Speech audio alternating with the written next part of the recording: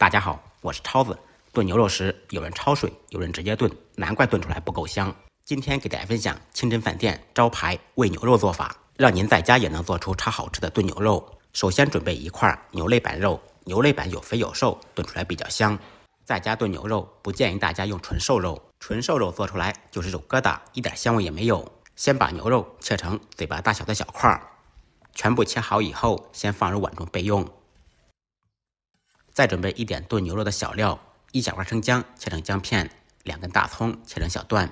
香料不需要太多，准备1颗八角、10粒花椒、1个草果、2片香叶、1小块桂皮、1块白芷、2、3个豆蔻。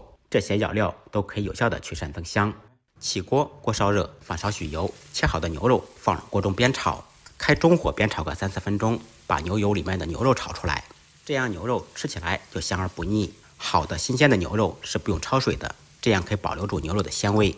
炒至肉块微发焦，炒出猪油以后，放入准备好的香料，1小把冰糖，继续中火煸炒1、2分钟，把冰糖炒化，小料炒出香味。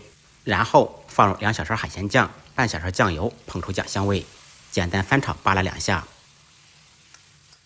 重点来了，加水时一定要加入热水或者温水，千万不要加冷水。加冷水，牛肉不容易炖软烂，而且吃起来口感会发柴。开大火烧开锅，开锅以后撇掉浮沫。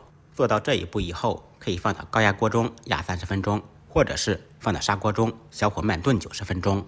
我选择了后者，因为砂锅小火慢炖牛肉会更香。1个多小时以后，掀开盖子，满屋都是牛肉的香味。现在我们可以先把这些小料用筷子捡出来，这个时候再放盐，放入2小勺盐，胡椒粉稍微多放一点。放盐的时机也很重要，盐不能早放。可以再放一些自己喜欢吃的配菜，比如说土豆、粉条、萝卜等等。